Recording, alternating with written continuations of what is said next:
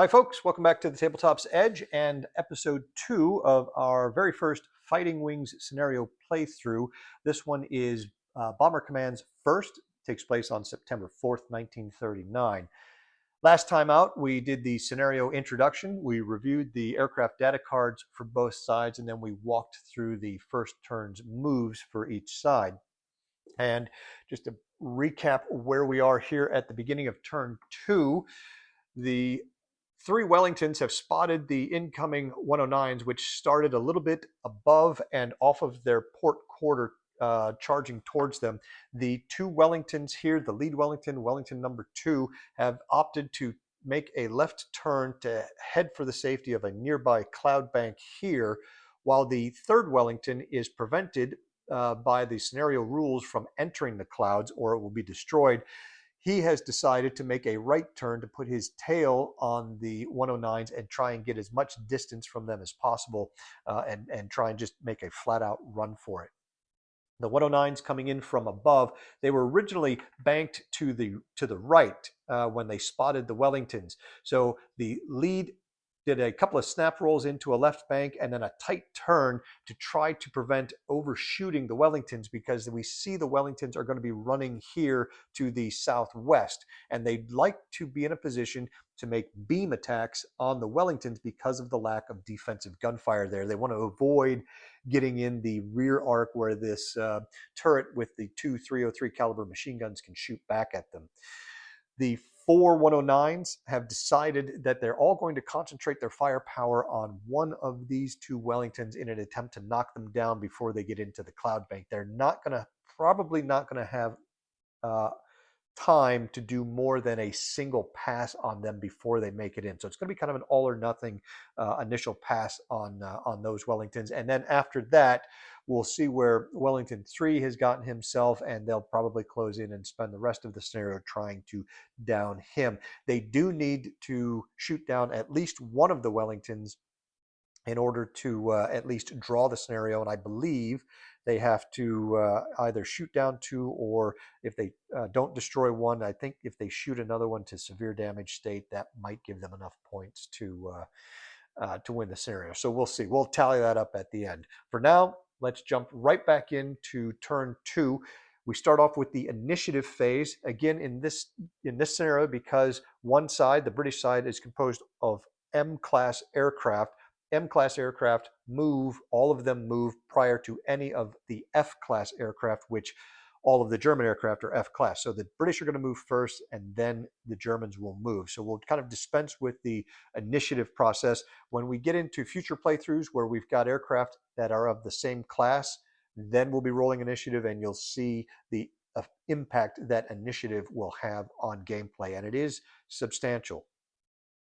So for now, that means we're going to start off with the Wellingtons, and I guess we'll start off with Wellington number 1. We'll go ahead and plot his move. The Wellington moves are not going to be terribly complicated in this scenario, at least not initially. For 1 and 2, right now they are making a turn to the cloud bank, and they are just gunning it. They are going to run as fast as they can, probably limiting their maneuver because the maneuvering is just going to slow them down, and the sooner they get into those clouds, the sooner they'll be safe.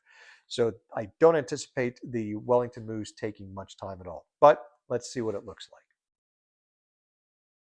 Well, now that Wellington number 1 is pointed generally at the direction of the cloud bank, I think he's not quite there. He's going to have to come left just a little bit more, but not yet.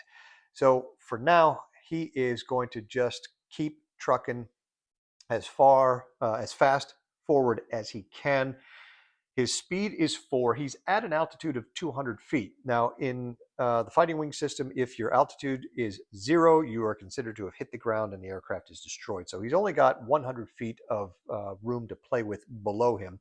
He certainly doesn't want to climb at all, at least not yet, because that's going to slow him down as he climbs. He's in a level pitch attitude, so there's no need to do any kind of transition or anything like that. I think this is just going to be just trucking straight ahead. I think we're going to hold on to that 100 foot of altitude for now. We're not even going to make any altitude changes. So bringing back the trusty index card, we're going to take all that military power we can get, and looking at the ADC Just as a quick reminder here, you can see our available power at the very low band is 1.5. That's per engine. We've got 2 engines on the aircraft. That's going to give us a maximum of 3 acceleration points. We are going to do no transition. So we're going to stay here, no transition.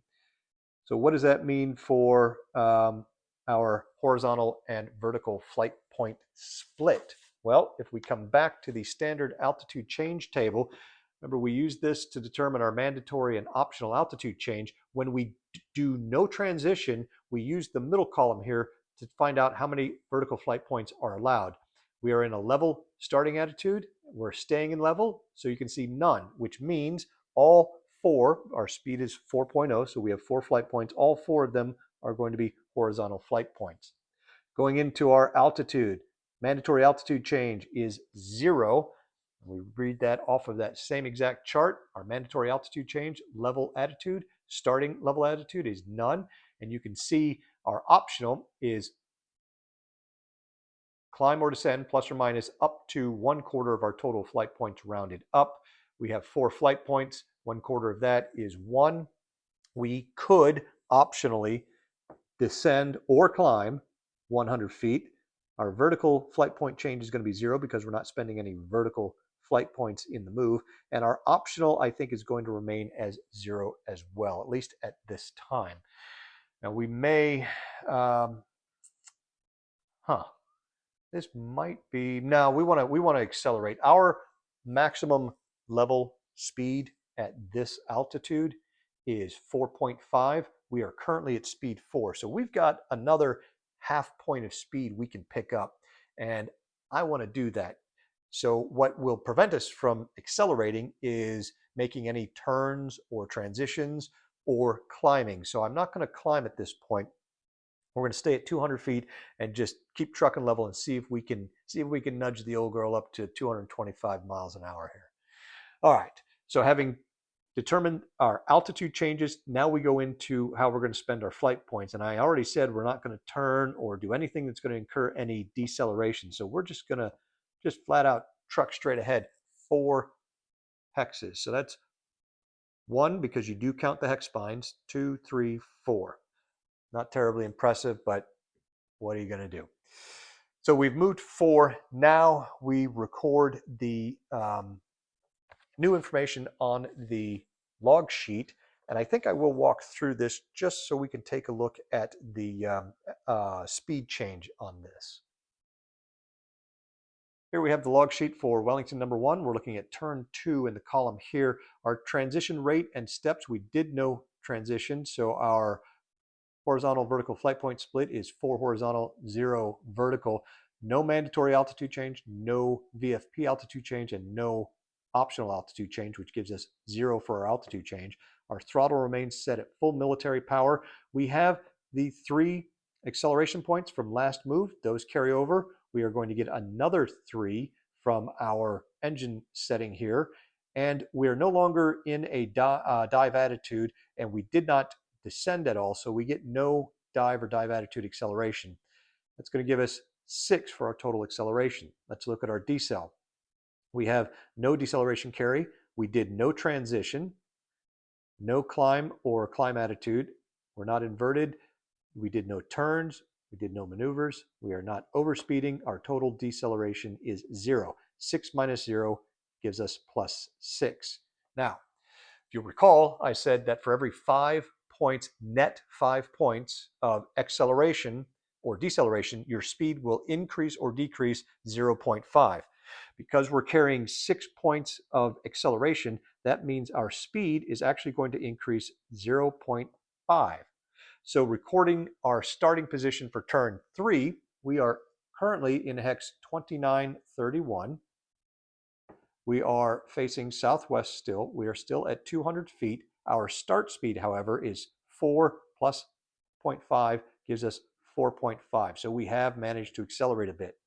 We don't have any flight point carry. We are in a left bank angle still. Our turn maneuver carry, none of that, and we remain in a level attitude. We have, after subtracting the 5 points to accelerate, we still have 1 acceleration point left over. So we're carrying that right here, and we've noted that. So the Wellington has now continued to accelerate, and it is currently going at its maximum level speed. We'll see if that is going to be enough to save them. We've got a couple of more turns. Actually, you can see there's quite a few more turns before they get all the way out here to the cloud bank. So the Germans are a lot closer than the cloud bank. Looks like they're going to have to. Try and shoot these guys off, or somehow otherwise deter them from getting in and shooting them down. Germans may end up having more than one pass on these guys than I originally thought, but we'll see. We'll see how it goes here. So that is the first Wellington done. As a matter of fact, I can tell you that Wellington number 2 up here, we're going to do the exact same thing. It's going to look exactly the same. They're going to not take any optional descent, even though they are at a little higher altitude than the lead Wellington. They are actually at 400 feet, so they've got a little more altitude to give, but I want to hold on to that right now just in case we have to do some jinking as the Germans come in for their firing runs. We want to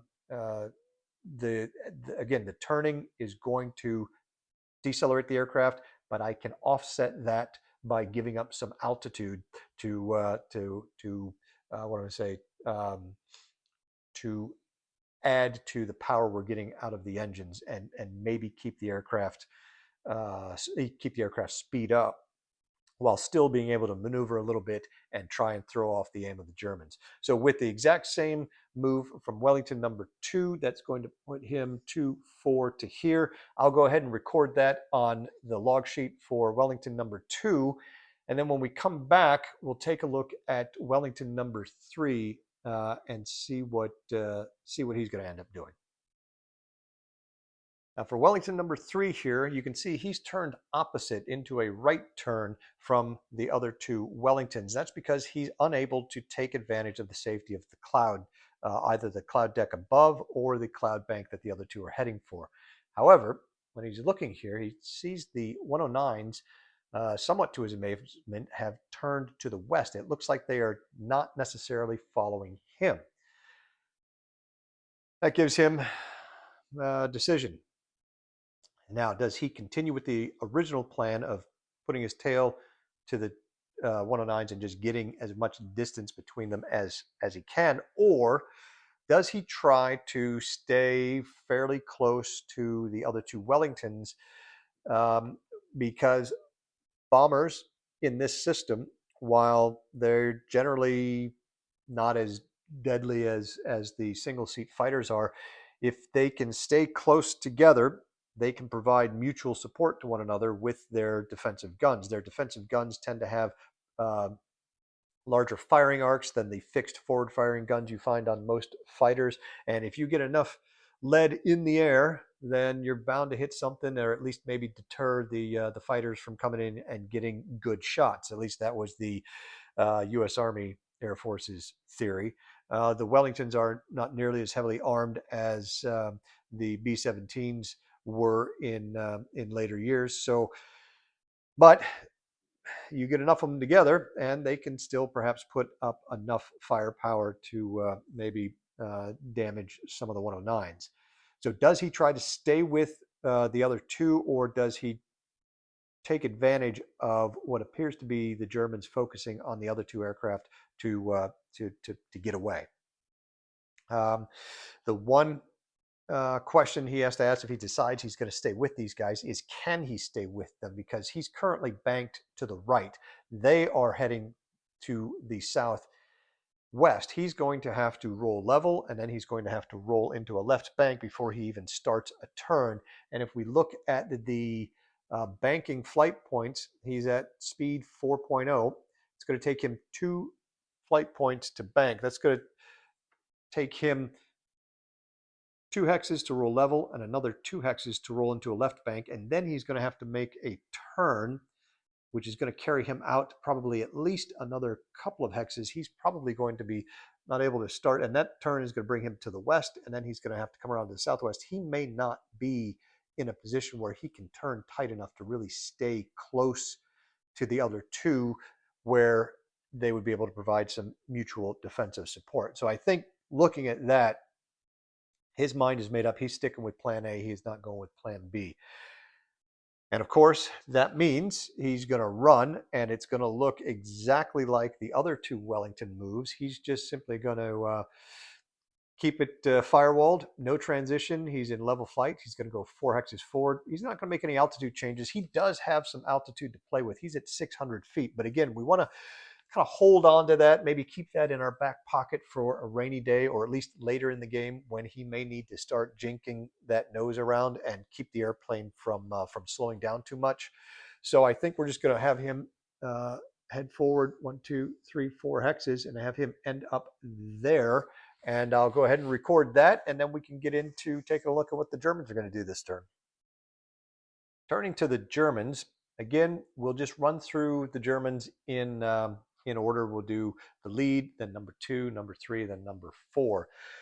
They've completed their turn to the west, and they are still at speed 6. They're still above the Wellingtons, but they are in a shallow dive. If he moves with his shallow dive, if he stays in the shallow dive, what do his flight point split look like? Well, we come over here and we can see for a shallow attitude, he can spend 0, 1, or more than 1 up to 1/4 of his flight points as vertical flight points, and the rest would be horizontal flight points.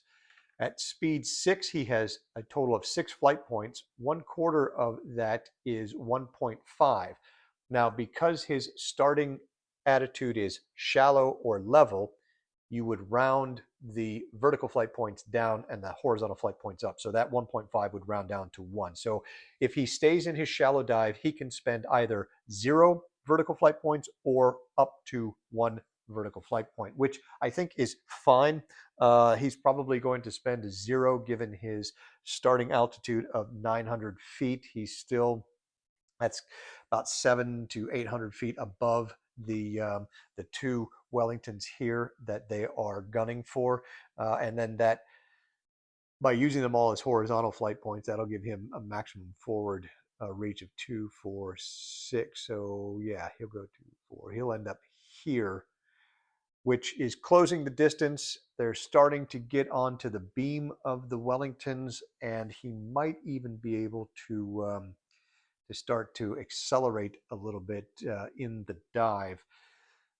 Not that that's necessarily a good thing. Let's see. The one question, what he might do, he's currently banked to the left, so he's in a left bank this way, having turned. He could do a slip, which would maintain his facing but allow him to slip to the left here, which again, we want to keep these guys. These guys are in probably a little better position than the lead pair is here.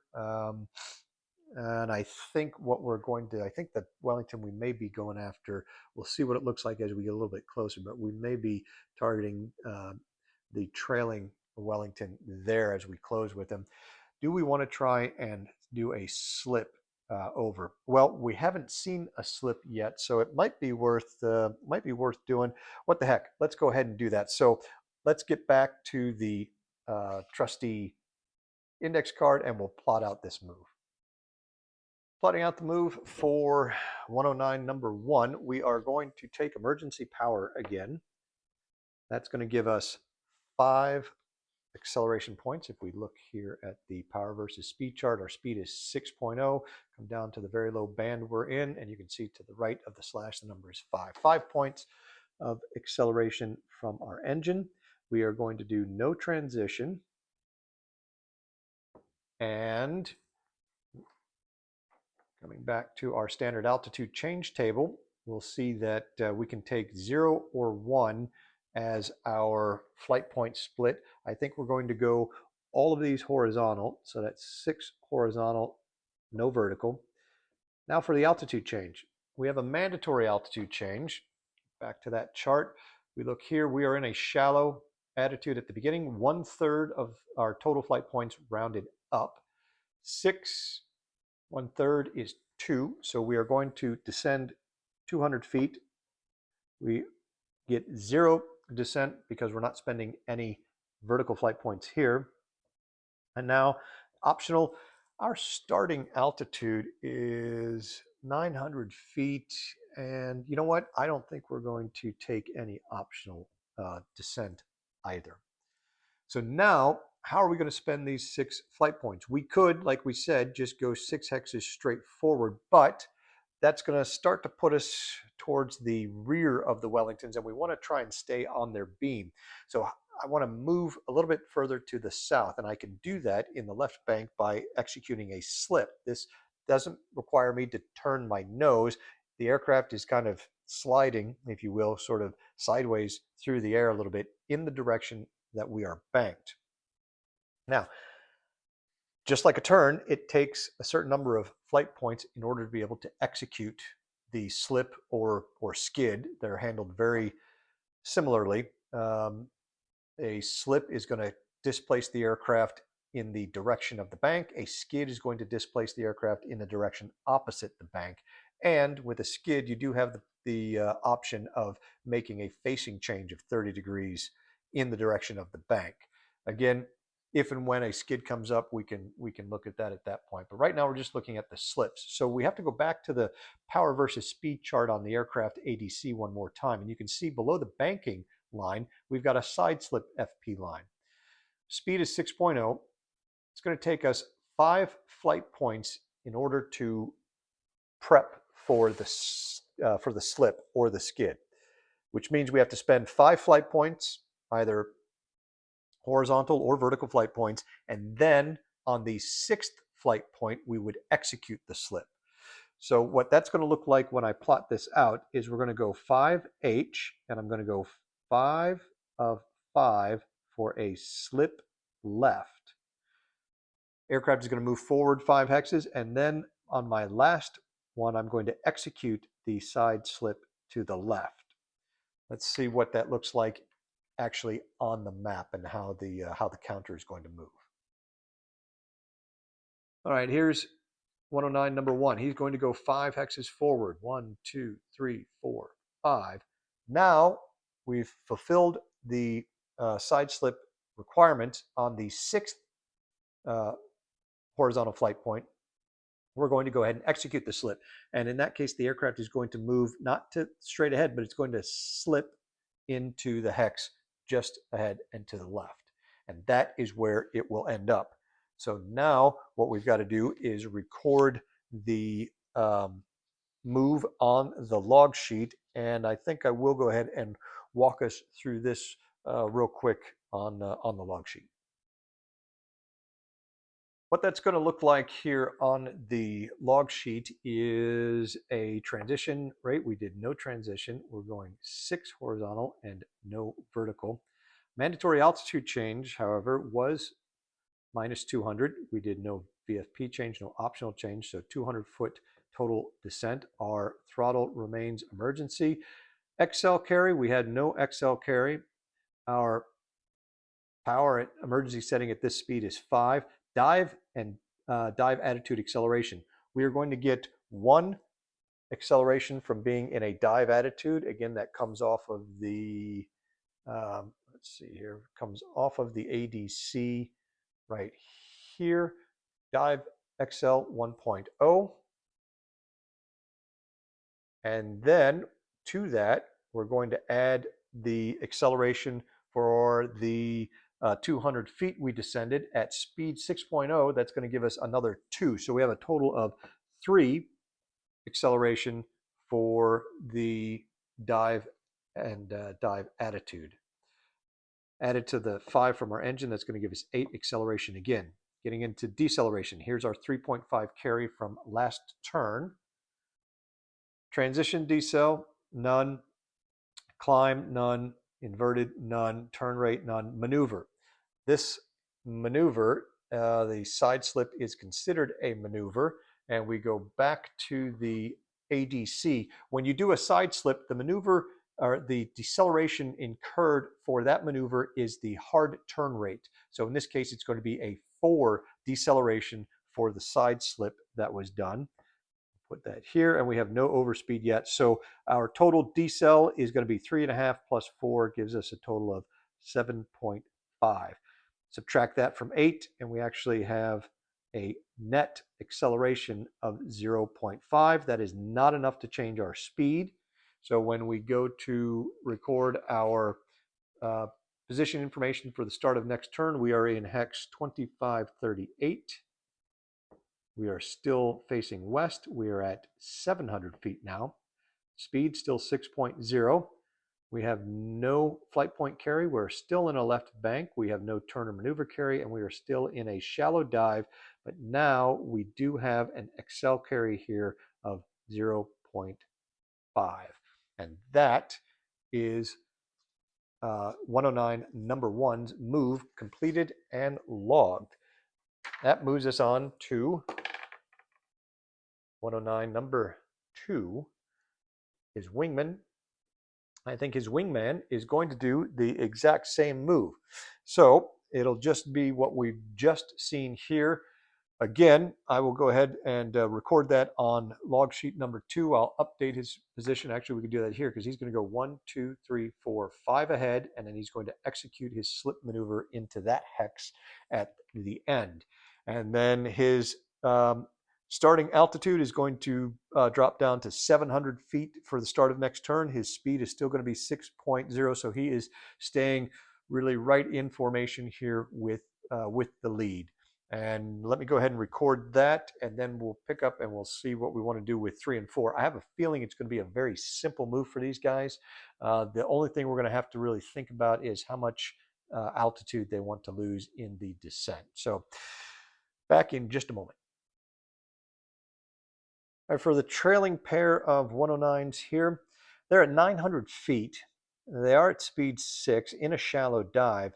And again, if they just go straight forward, 2, 3, 4, 5, 6, that's going to put them right here in these two hexes. They've got a mandatory descent, just like the other two 109s do, of 200 feet. That'll bring them down to 900 feet. Do we want to consider taking another 100 or 200 foot descent? I don't think so. I think we will. I think we'll kind of leave that as it is. So they're basically just going to continue flying ahead in a shallow descent of 200 feet here. We'll see if that picks up any speed. There's not much of interest to see in the recording on the log sheet here. So we'll go ahead and move 1, 2, 3, 4, 5, 6, and then number 4, 1, 2, 3, 4, 5, 6. They've, again, shallow dive. They're able to take 0 or 1 vertical flight points. They decided to use 0 and maximize their horizontal distance to try to cut down the horizontal range on the Wellingtons, and they have remained in their dive, no transitions. It's just flying straight ahead here. They're basically getting set up to make their firing pass on the Wellingtons, and they are making up some room on them. You can see the Germans are getting closer and closer to getting a beam of directly on the beam of the Wellingtons here. It's going to be another few turns yet before I think they're close enough. Certainly another few turns for the trailing pair of 109s. The lead pair may be in a position. Let's see, he's 2, 4, 6, 8. He's about 8 or 9 hexes away now. He may be able to take a shot here, maybe not next turn, but probably the turn after that. So he's going to have to decide if he's just going to kind of keep going straight ahead. We'll see what the Wellingtons decide to do. Are the Wellingtons going to try and pull something to maybe try and jam them or to throw off their aim, or are they just going to try and keep maximizing their forward progress? We shall see. So with that, we've come to the end of the movement phase into tailings and declarations, tailings and shot declarations. There are none of either, and yes, no shots. Nobody's really in anybody's arc now. Let's see here. Number 1 is still in the rear arc here of Wellington number 3. 1, 2, 5, 6, 7. He's now 7 hexes away, and the altitude for Number one is 700 feet, and number three, I think we said, is still at what's he at? He's at 600 feet. So it's only a 100-foot altitude difference.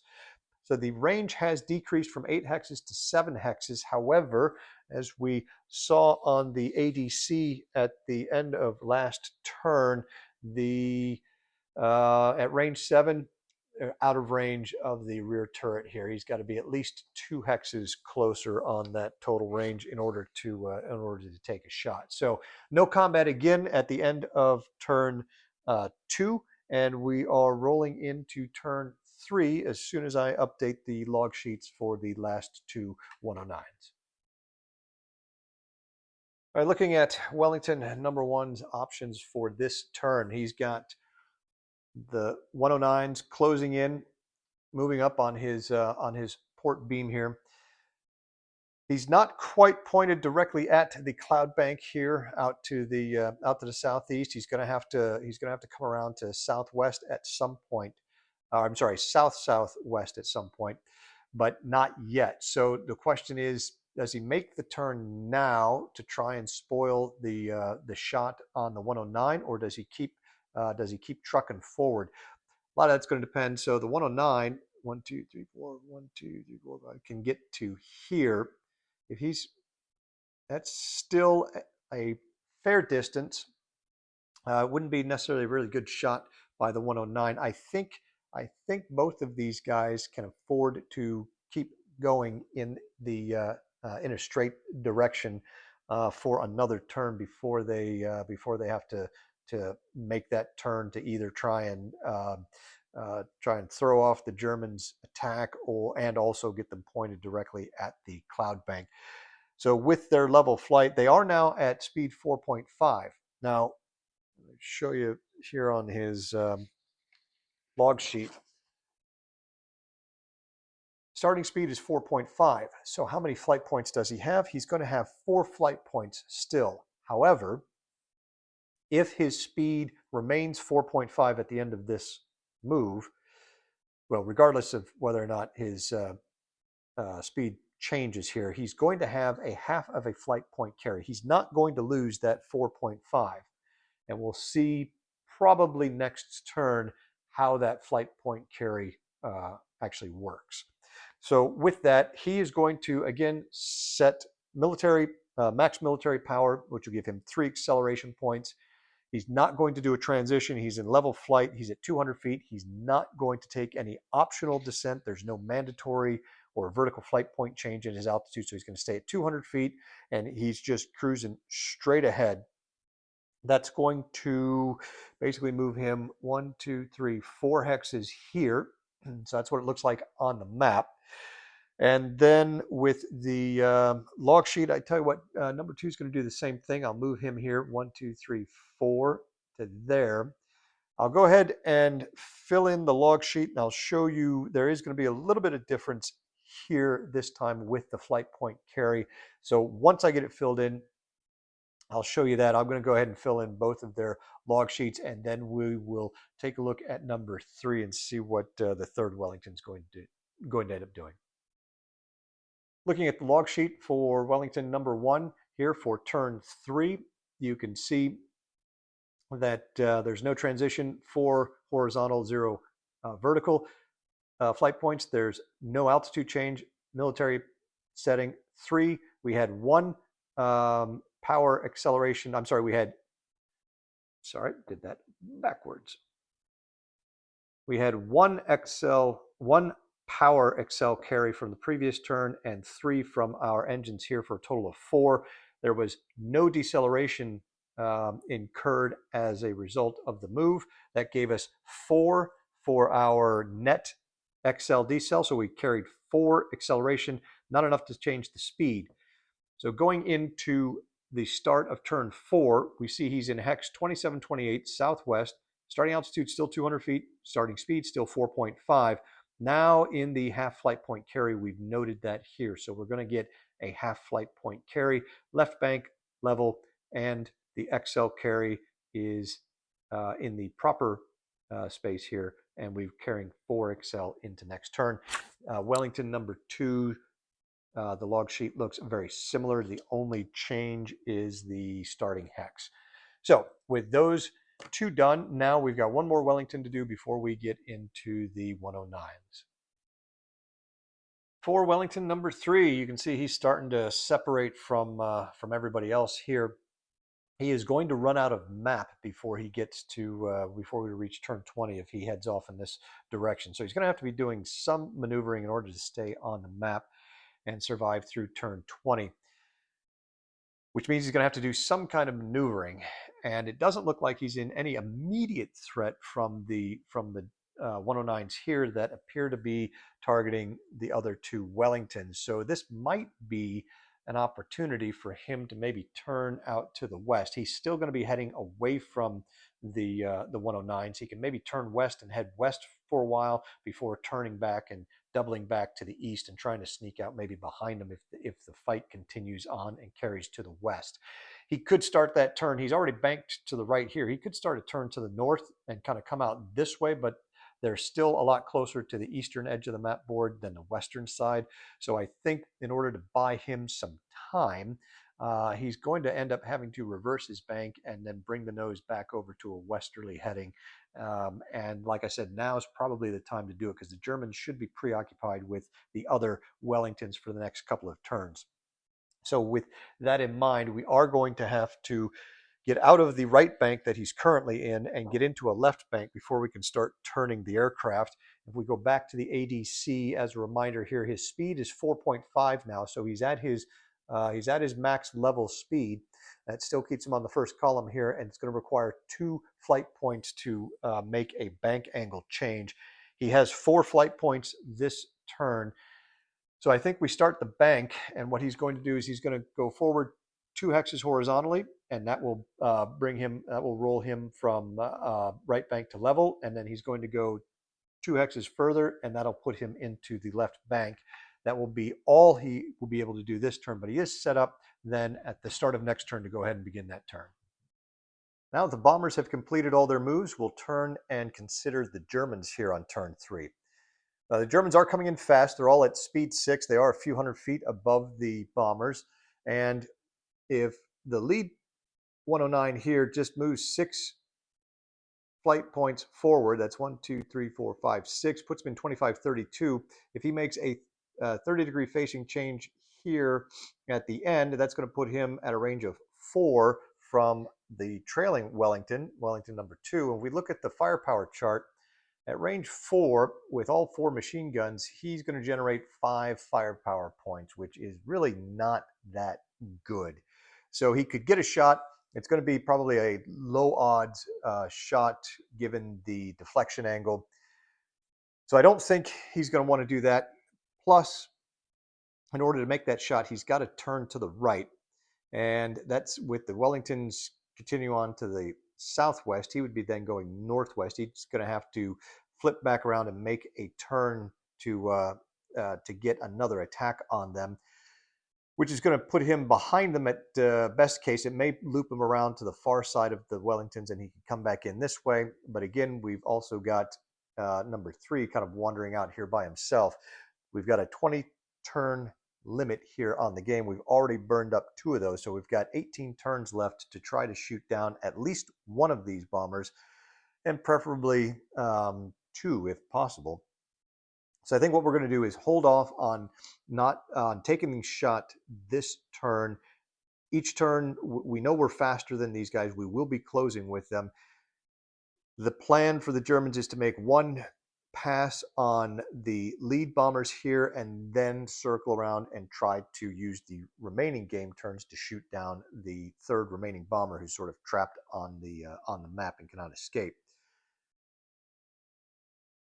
So with that in mind, we're going to try and get a little bit closer and make sure that that 1 firing pass is a good firing pass, a good attack where we can make it at, say, range 1 or even 0, where we can really pour 18 or 24 power points into the bomber as we pass. And if we can do that with 1, 2, 3, all 4 of our fighters, that should hopefully, with a little bit of luck, be enough to maybe down the trailing bomber here, or at least shoot them up to severe damage level, and we'll be able to score some victory points from that. So I think we're not going to worry about making the turn. Do we just drive forward here, or do we again do another slip like we did last time? Because they are still in a left bank, and we are going to probably have to turn to the northwest when we make our actual final run in. We're still in a left bank, so we're going to have to start rolling maybe to a right bank here in the next turn or two as we get close to the bombers. I think we will probably just continue as we were, and we'll plan on maybe slipping again to the left here and continuing to try to get more on the beam, particularly if we make the turn in to make the shot. The other question is, do we pull the nose up out of the shallow dive into a level pitch attitude? And I think this is probably a good turn to do that. So for number one, we pull out the fat here, and we're looking at fat number one for a nose pull transition. We're currently in a shallow dive. We pull up to level. That's only one step, so we've got a choice of either an easy turn rate or a tight turn rate. We're 700 feet, so we are going to lose 200 feet just from our mandatory change because of the pitch attitude we're in. So that's going to drop us down to 500 feet. And I think then what we'll probably do is, if we do a tight turn here and choose the 0 vertical flight point option, that'll allow us to travel 6 hexes further west across the map. So we'll get an extra hex as opposed to going 5 and 1. And we can then, as we level out, we can always take some optional altitude change to increase the descent from 200 feet down to maybe 300 feet, which will get us just within 100 feet. Actually, it's going to put us right on the same altitude here as Wellington number 2. So that's going to be the plan for the lead 109. The last kind of part of the puzzle here is our power setting. I've just talked about perhaps coming in too hot and overshooting your target, and that's a very real possibility here. We are going to be getting closer, particularly if we come out 1, 2, 3, 4, 5, and then we slip over to here.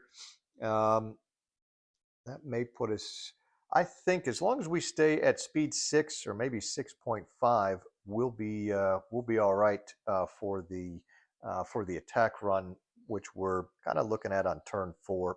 Maybe turn 5, depending upon what the Wellingtons end up doing.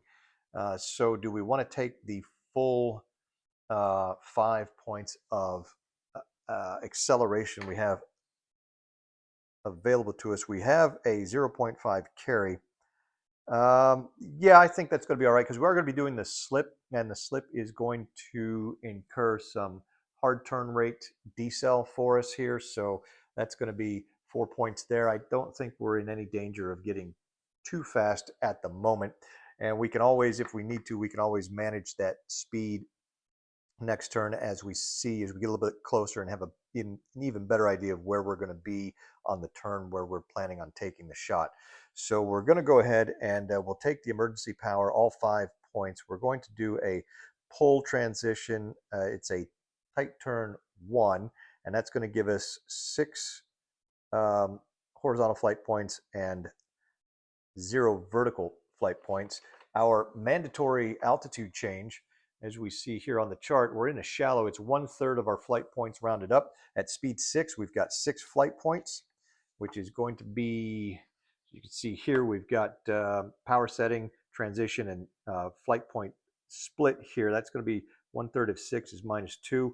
We're not doing any vertical, so the optional, when we end in the level attitude, it's going to be climb or descend up to 1/4 of the total flight points rounded up. So with 6 flight points, you can see on the fractional values table here, it's 1.5. That rounds up to 2. We could take up to a further 2 increments in optional altitude change, but we're not going to. We're just going to leave that at 1. And then we are going to go ahead and do the side slip to the left. And as you can see at speed 6, the column here, side slips, flight points require 5 preparation points, and then we will execute it on the 6th flight point. So what that's going to look like here, if we plot it out, is 5H, that's 5 of 5, side slip left, and then one more to go forward where we execute the side slip left. And then we'll record the acceleration, deceleration points on the log sheet, and I'll show you that once I have that filled in. But on the map, it's going to look like this. We're going to go 1, 2, 3, 4, 5, and then side slip left into 2433. I'm going to go fill out the log sheet now. I'll show you what that looks like, and then we'll see the wingman here, number 2, is going to stay with his lead. He will end up doing, I think, the same maneuver, 1, 2, 3, 4, 5, 6, or he, yeah, he'll probably side slip as well here. So back in just a moment. Having completed the moves for both 109 number 1 and number 2, filled out the log sheet, which looks like this. We can see here we've done a tight turn 1, 6 horizontal, 0 vertical flight points. Mandatory altitude change was 200 feet. We took an additional 1 increment for an optional change, gives us a total altitude change of a 300-foot descent. Emergency power here was selected. We had the half-point carry. That gave us, we took all 5 points. The dive attitude and dive deceleration or acceleration, we had 1 for the dive attitude and 3 for the 3 increments there, for a total of 4. That gave us a total acceleration of 9.5. On the decel side, nothing for the carry. The tight turn transition, we did 1 step, so that imposed 3 decel on us. Nothing for climb, nothing for inverted, nothing for turn rate. And then our maneuver was a side slip, which incurs the hard turn rate of 4 decel, and no overspeed, for a total of 7. That gave us a net XL decel of plus 2.5, so not enough to change our speed. We've recorded our new starting hex for the next turn, still facing west. We're down at 400 feet, 6.0 on the speed still. We're still in that left bank, so we may think about rolling that out or starting to roll that out this coming turn. We are now in a level attitude, and we've got our 2.5 acceleration carry there. And 109 number 2's log sheet looks identical to that, with the exception of the starting hex location. So now we're looking at the trailing pair here. They, again, let's see if they keep trucking forward, 1, 2, 3, 4, 5, 6, that'll put them here. They are, as you can see, they're a little further back, a little further from the Wellingtons. They are probably, I would say, almost certainly a turn behind the lead pair as far as timing of the attacks on the bombers. So do they want to, and they are also a little bit higher. They're both starting at 900 feet versus 700 feet. So I think that's going to work out still pretty nicely for them. We may hold off a turn. We're not going to do any transition here. We'll stay in the shallow dive. And with that, I'll look real quick here at the standard altitude change table, because I don't know if we've really looked at this too much, but we're going to come here, even though we're not doing a transition. If we were doing some sort of transition, we would get our altitude or our flight point split here from the FAT. But since we're not doing a transition, we're going to get our allowable flight point split from the standard altitude change table and this middle column here, the vertical flight points allowed. Now, we are starting and staying in a shallow attitude. So we come across the middle column here. You can see we can do 0, 1, or more than 1, up to 1/4 of our flight points. We set at speed 6, we've got 6 flight points, and you can see 1/4 of 6 is 1.5. So really, our options are to take either 1 or 0 flight points as vertical flight points. And given they're a little bit further back, they are a little bit higher, I think we'll go ahead and take all 6 of these as horizontal flight points, 2, 3, 4, 5, 6, which is going to put them here. So they'll make up a little more room on the lead pair, start to catch them a bit, and we'll be able to take up to we're going to be able to take up to 200 feet in optional altitude change in addition to the 200 feet mandatory. So they could come down as many as 400 feet here, which if they do that, and they start to take and they take all of the acceleration available to them here, they're basically just going to be in a straight dive coming down. They will probably end up accelerating a bit. They do have already 4.5 acceleration points just that they're carrying over from the previous term. So I think we're going to see them throttle back a bit to try to manage their speed as they come in. It won't be necessarily a huge problem if they end up kind of bumping up to 6.5 on their speed. They'll still have 6 flight points to spend next turn, and you'll see that will put them over their maximum level speed. They're still safely underneath their maximum dive speed, so they're not in any danger of overspeeding the aircraft in the dive, overstressing it, and getting into a dangerous dive situation. It's more the more critical thing here is managing their approach speed as they make this attack run in on the bombers here, because they've got probably 2 turns before they're going to be in a position where they're going to want to take a shot at the bombers, and their preference is to attack the same bomber that the lead pair does here. The lead pair is probably looking at going after number 2 at this point, and if so, that will be the one that that the trailing pair also wants to target, unless of course the lead pair gets lucky and downs the Wellington on the first pass, but I'm not expecting that. So let me go ahead and we can actually do the move here, because it's just going to be very simple. 2, 3, 4, 5, 6 ahead, and he's going to do 2, 4, 6 ahead. I'll go ahead and fill out the log sheet with the requisite information. I'll show you what that looks like at the end so we can see where everybody's going to be starting at turn 4. All right, we can see the board state here at the end of turn 3. The trailing pair is starting to edge up a little bit, gaining some ground on the lead pair here. They are still just a little bit now. I think they're only 100 feet above them and coming down in a shallow dive, whereas the lead pair has leveled off as well as the Wellingtons have. The log sheet for the trailing pair looks like this. You can see they took no transition. They had 200 feet of mandatory altitude change. They took the full 200 feet of optional change for a total descent of 400 feet. Now for the throttle setting, you can see they decided to go with cruise here, and they took 0 acceleration points from the cruise setting.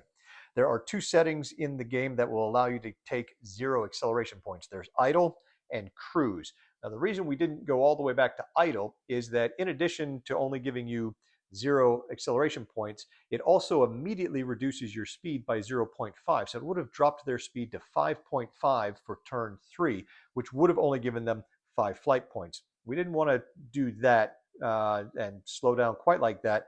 We wanted to maintain our forward progress, so we pulled it back to cruise, but we set it at 0 acceleration.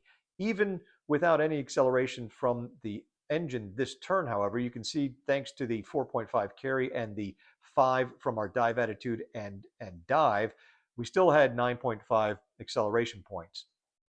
On the decel side of the ledger, you can see that we didn't have any decel carry. We did no transition, we didn't climb, we didn't do really any turns or maneuvers. So there would have been no decel normally, but we do have some overspeed decel here of 3 points. And I know you're thinking, well, wait a minute, they are at speed 6, which is equal to their max level speed that's listed on the ADC, and you would be correct. It is 6.0. So why the overspeed? Well, this comes back to what I mentioned a while back, where it's important for you to note which type of throttle setting you are not just the acceleration points you're taking, but the throttle setting itself, i.e. idle, cruise, military, or emergency, because when F class, which will be your single seat fighters generally, and MF class, which will be your twin engine fighters like the BF-110, when they take a cruise throttle setting, it reduces their max attainable level speed by 1.5. So we've got our max listed speed here and our max attainable speed. And overspeed is based on your maximum attainable level speed.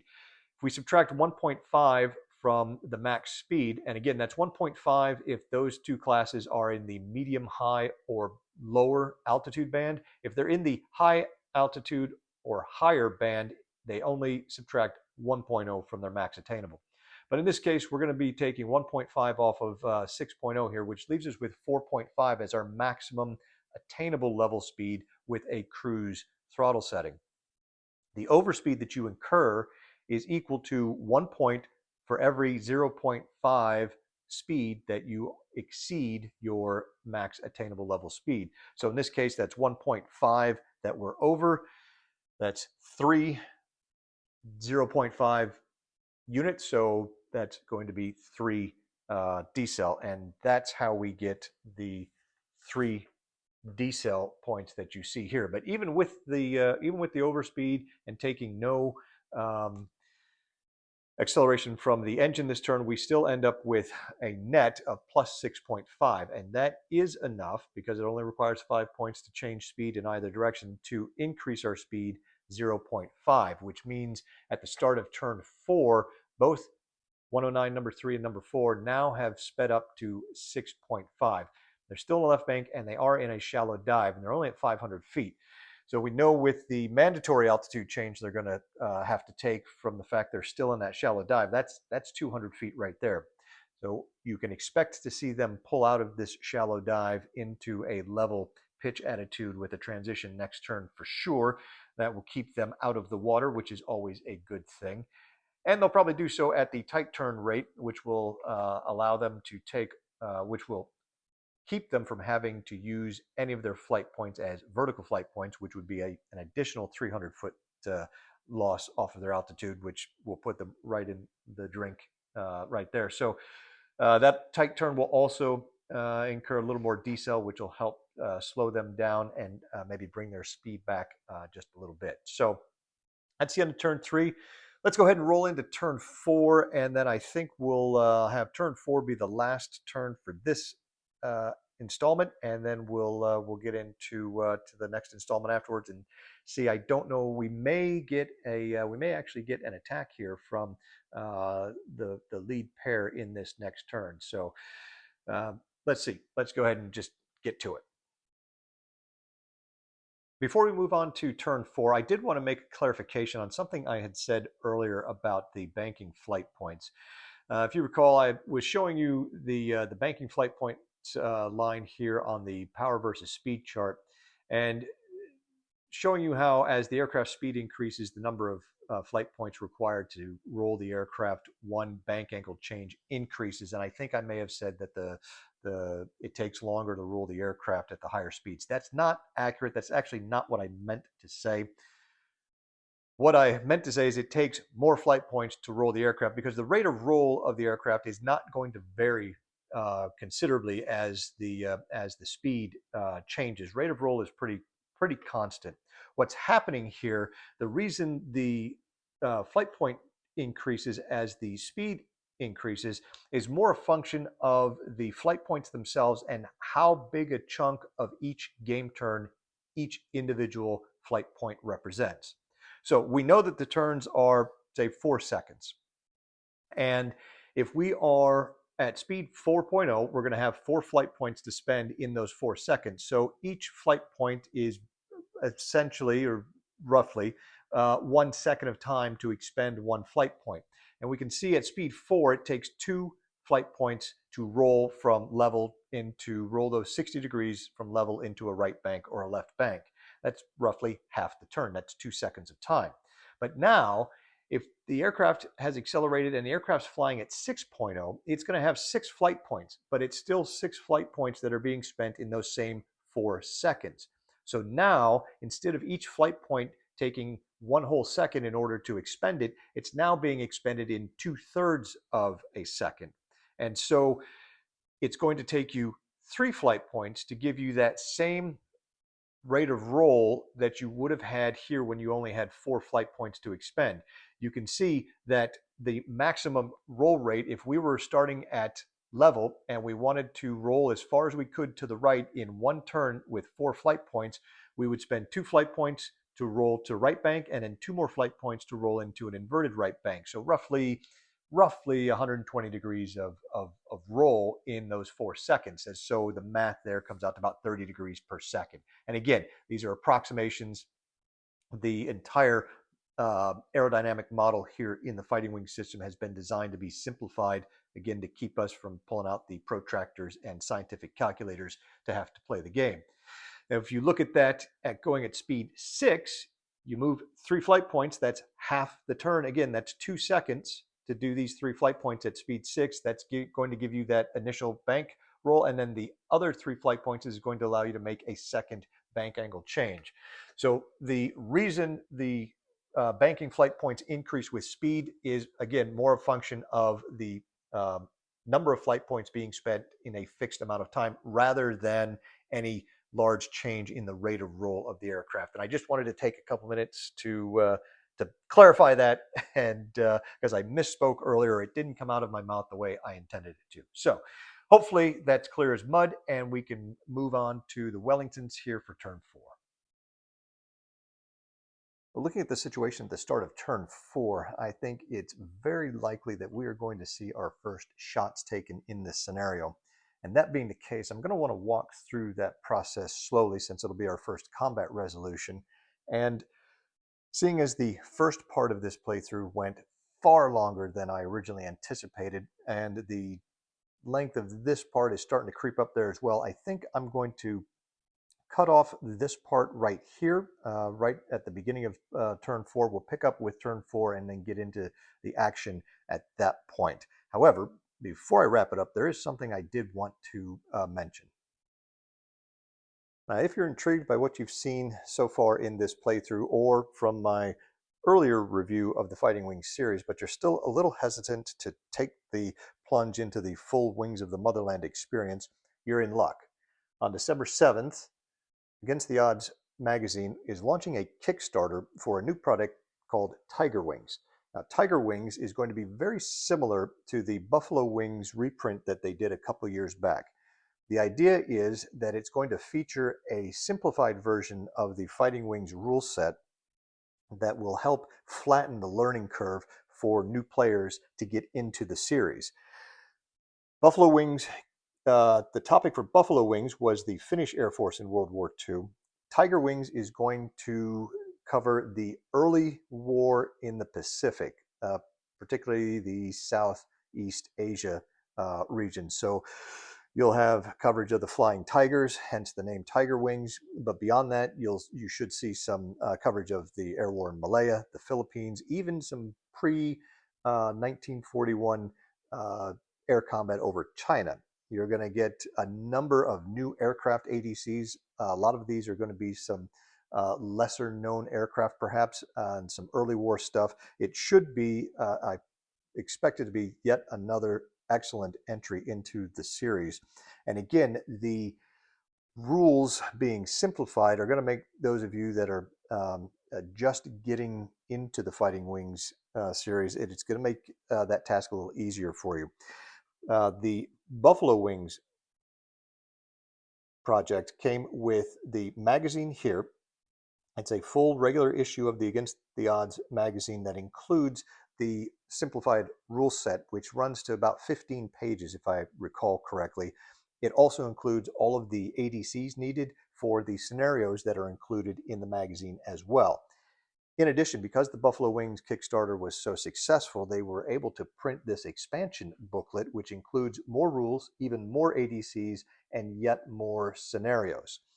Buffalo Wings also came with all of the charts that you would need to play that version of the rules, and a full counter sheet of 280 half-inch counters in the attractive style of the Fighting Wings series, and it came with 2 full-size 22 by 34 inch back printed maps in full color here. And that means you end up with actually 4 different maps to play on. And I will tell you that these maps are extremely attractive. As a a matter of fact, these are not only the best maps I've seen for an air combat game, they're actually a lot better looking than a lot of games I've seen for ground combat games. Buffalo Wings is an entirely self-contained product. It is sold out, and hence the reason that they're going to be launching Tiger Wings. Tiger Wings is, again, going to be a completely self-contained product that will allow you to get into the system, start to understand some of the fundamentals. And if you pledge at a higher level in the Kickstarter for Tiger Wings, you also have the opportunity to add in top cover. This was an expansion set for the Whistling Death game in uh, Fighting Wings, which covers the Pacific War. You can see the magazine here focuses on the air war in Australia, uh, specifically some Spitfire action over Darwin in 1942. It also has some new ADCs. You can see there are 8 new ADCs. These include the Australian Whirlaway and the Boomerang. There are, I believe, there are the Spitfire Mark V tropicalized versions, and it includes the Beaufighter Mark VI. And then on the Japanese side, you'll get the Mavis flying boat, the Dyna, the twin engine Nick, and the Oscar ADCs. It also comes with a very nice 11 by 17 operational scale map to allow you to run some of those full missions that I've mentioned and that we'll see eventually here on the channel. And it even comes with a half counter sheet of 140 full color counters. Now, top cover is not a completely self-contained product. It includes no rules. It only includes those 8 ADCs, and there are some aircraft in the scenarios in the issue, 36 of which there are, that you'll need the Whistling Death copy to get those ADCs, as well as the third edition charts. Now, I haven't mentioned it. Everything in the Buffalo Wings product and the upcoming Tiger Wings are going to be 100% compatible with the full version of the rules. So even if you are a Fighting Wings veteran, this is something that you're not going to want to miss. And for those of you that this is your first entry into the Fighting Wings system, if you get Tiger Wings and you find you're enjoying it and you want a little bit more, but you're still not quite ready to upgrade all the way to the Wings of the Motherland box set, over on Wargame Vault, they have the 3rd edition rule book, which is the latest version of the rules, available in a PDF, and that includes all of the charts. So you'll have all of the game charts that you'll need, as well as a PDF copy of the rules, which then you can use with your Tiger Wings products. And I'm sure by that point you're going to get hooked, and you'll probably be looking to acquire a copy of Wings of the Motherland. In addition, at Wargame Vault, they also have the 6-packs available that I've mentioned, and from which the scenario I'm doing the playthrough comes. And JD has gone through and added some additional aircraft that you can't find in any of the other versions of the game, as well as he's slowly updating a lot of the old 1st and 2nd edition ADCs to the current 3rd edition, so you can check that out as well. I will include the link to the Tiger Wings Kickstarter in the description below. Do yourself a favor, go check that out. You won't regret it. And until next time, take care, and we'll see you then.